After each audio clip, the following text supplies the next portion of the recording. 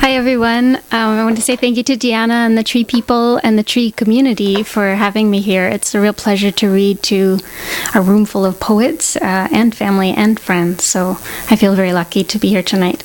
As Deanna said, I'm going to read from Niche, which as a sort of shorthand, I say it's about extinction. It's also about Nova Scotia, which is where I grew up. In looking back at it, I also see that it's about rituals, it's about recipes, it's about sort of relearning how to be in the world when we're faced with mass extinction as we are at the moment. I did several launches last fall when the book came out, and then put it aside for 4 or 5 months and worked on something completely different.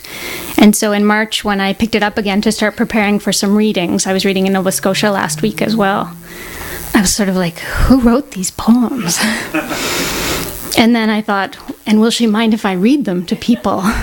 So hopefully she won't mind.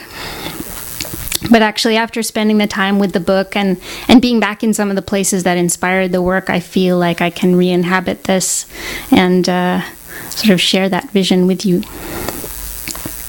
I'm going to start with a poem called Wanderers, which is about the woodland caribou, which were extirpated from Nova Scotia in the early 1900s, and the last stragglers were seen in sort of 1920, 1925. Is the microphone okay? I'm not really... Tilt the mic down. Oh, the part near me? Okay. Is that a little better? I feel like I'm on tiptoe to reach it, but... Wanderers, Farangifer tarandus, Calibu. I want to find their boneyard, heft weathered horns, curl myself into a cage of empty ribs, dig, sniff, push my fingers into the earth that held their crumbling tracks. I want to suck the marrow of memory, find something, a trace. Lichen and rock remember, taste them. Water remembers, sip from the stream. Touch the rough, dark birch that snagged winter hares when it was young and papery. This tree remembers. A whisper held in the land, wind chime of wood or bone, hangs in the air. The rattle of ankle joints, mussel shell hooves. Antlers strike dead pine, marimba brightness mixed with menace. Follow the wind's muttered percussion. Remember. Imagine, through pockets of woodland to bleak hills, where a paved road crests the highland, cuts east from west, halves the wild plateau, fragmenting miles of moss and lichen, bogs, gray barrens, the sedge-rimmed swamps. Red maples smear the slopes. Spruce upon spruce bristles the distance, quilling the spines of elderly mountains. Leaves mimic the slap of tongues, wind and ungulate song. Call them ghosts. They have followed us but are not visible. Call them past, though they have not ceased to be.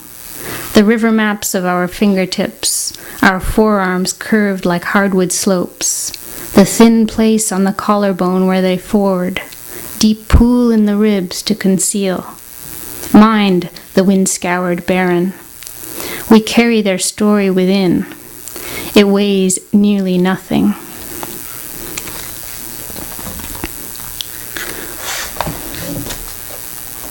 So I read this thing on the internet today or yesterday about poet voice. And the title was, "Please stop using poet voice." And at first I thought, yeah, I think I know what they mean.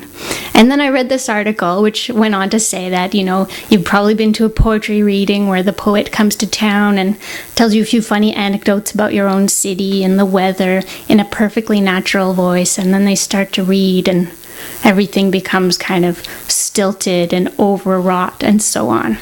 And I thought, well, that does happen. But the more I thought about it, I thought, poetry is not the same as natural speech.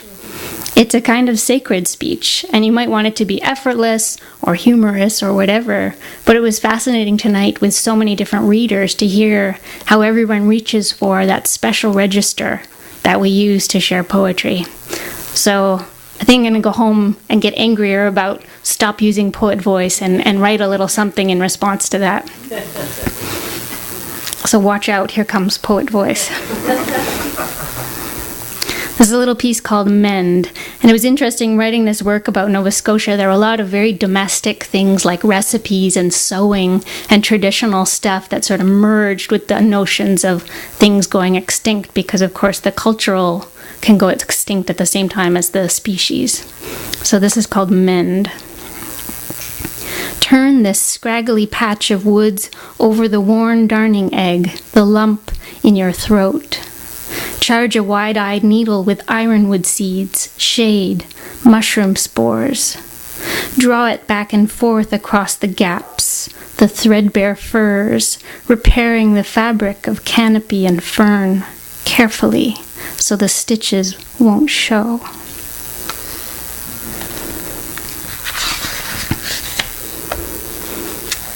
Niche is a very textured work. There are a lot of different threads. There are sort of prose poem threads. There are illustrations. There are these pieces in these fake expert voices.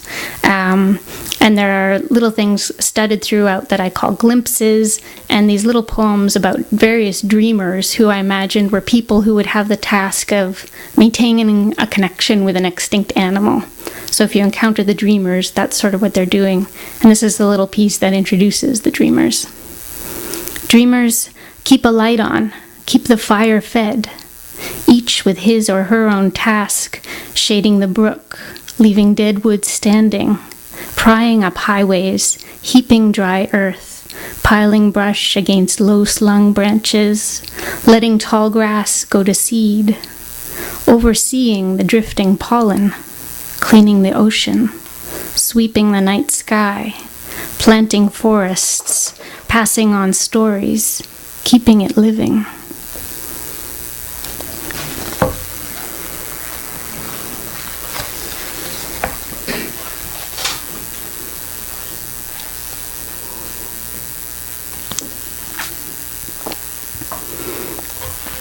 I'm going to read a piece called Phantom Limbs, which is just about sort of imagining places that were missing pieces that they used to have, because landscape is very old, and so even a forest might be hundreds of years old or thousands of years in forming, and a forest might have formed around the caribou, for example, even though the caribou are gone. And so I was trying to imagine different parts of the land missing the things that are no longer there, and sort of holding their shapes. The grizzled sugar maple grove at the headwaters itches between its roots, between trees, the puzzle of its missing moose, the unmarked snow poised to be pierced, perennially longing to yield to the scratch of hoof. The sphagnum bog tingles, its granite on edge, crests of cladina lichens tender and expectant, alert to a pain that never arrives, forests of reindeer lichen with no reindeer in sight. Each old beech has an ache in the shape of a shadowy squirrel with night-swallowing eyes. The river has grown to hate the way it rubs against itself, craving the longed-for graze of shining, satiny scales. The ocean, lacy and tattered, crumpling down to suffocating darkness as its auk-shaped, cod-shaped, salmon-shaped, tuna-shaped, walrus-shaped, leatherback-shaped, sea mink-shaped veins collapse. The eelgrass frets in the shallows, searching restlessly with thin fingers for the braille of limpets, its lost companions. The riverbank is sore where the white-tailed deer attach. Every gust of wind rubs against the straps, the too-tight harness, the vital but unaccustomed prosthesis.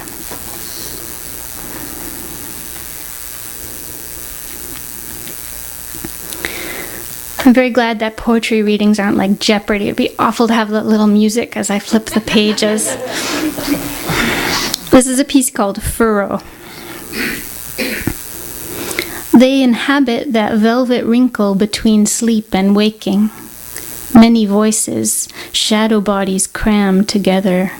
There is a milky fog that spills in all directions. It is thick as fur, but occasionally lifts, and one senses the thin-skinned herds, the floating rafts of diving ducks, the solid, silent trees.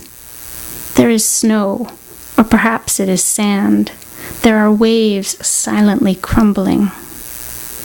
There are murmurs in so many languages, non-human conversations. You catch a phrase, the words odd-shaped but strangely familiar.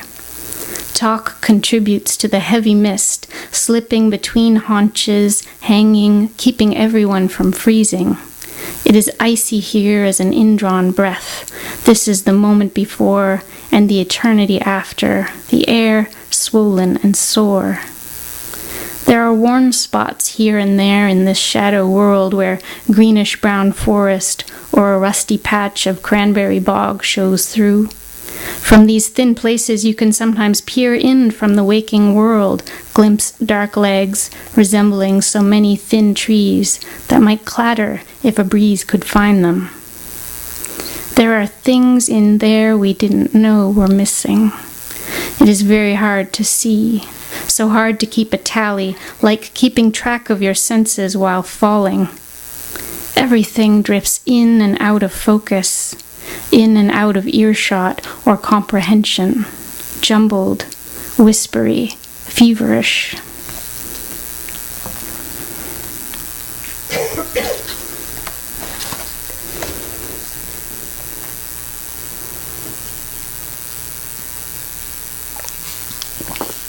I don't know if it was because I was mad about the poet voice thing, but I decided to read a bunch of things I haven't really read out before, so it's fun. Can find the big PV. In writing this book, let me think of the sections. I sort of have these wanderers and the glimpses, and then a section called Red List, which is based on the endangered species list for Nova Scotia. And in the section called Red List, I ended up writing some newer pieces as we were editing the book, and it became like a parallel world. It was like a worse version of what we have now, and this was one of those pieces. The Day It Rained Wasps and Bees. The day it rained wasps and bees began like any other autumn day. Cool, clear, root scents sharp in the air, goldenrod and wild sunflowers fading, ash leaves yellowed already. Little bodies in the grass, along the sidewalks, dusting the shoulders of the road, a black and yellow dandruff, breeze swept into windrows. By mid-morning, I could see them falling sporadically like large, dark seeds, snowflakes or ash shimmering down to earth. At noon, a slow rain was falling. The robins and sparrows glutted themselves. At dusk, as you drove home, the windshield wipers brushed them away with a sleety rustle, shushed the terrible pin drop of tiny bodies striking glass and metal. In the dark, the tin roof of the house amplified the irregular patter, a slip-scatter sound like spadefuls of dry earth. We dreamed we were suffocating, buried alive beneath a mountain of flowers.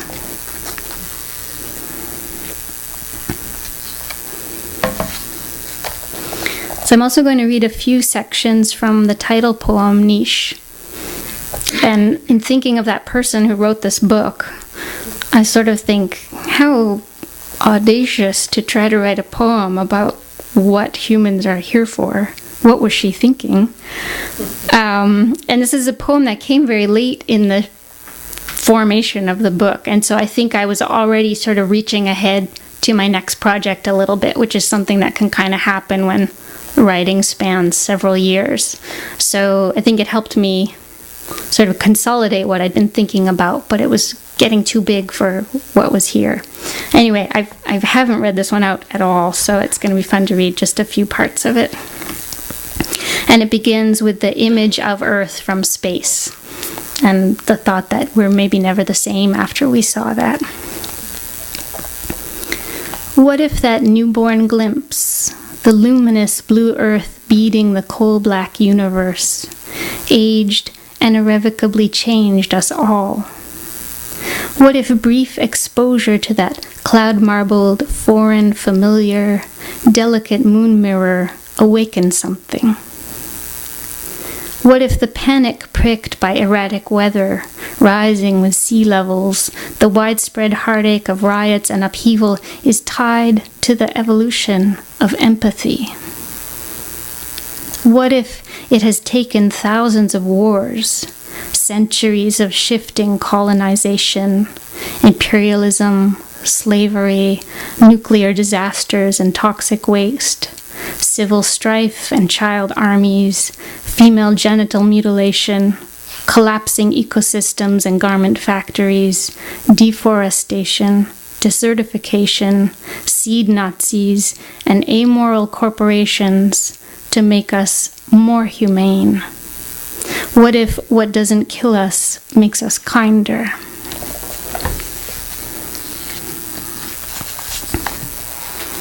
Last winter, a chorale in an old church, a cold night in a prairie city. The unaccompanied human voices smoldered and keened, swelled the stone building, fluttered in the wooden rafters, soared over the shining pews, ruffling the hairs of my body. With my skin suddenly too small and pain burnishing my larynx, I thought, this is why we love the birds. This is our gift to earth, our reason for being. To sing, to warble, cry, croon, groan, chant, to trill, lament, howl, wail, to ululate, to lullaby. Long ago, people grew tobacco high in the Rockies. In cool, short summers, they sang 200 songs so the sacred leaves could ripen before frost. In this gadget-rich gallop to apocalypse, what have we lost? What have we gained? If evolution has stopped, can we sing tenderness, surrender, sing our ending, coax the future from a seed? With a chorus of 7 billion, one small song each. Thank you.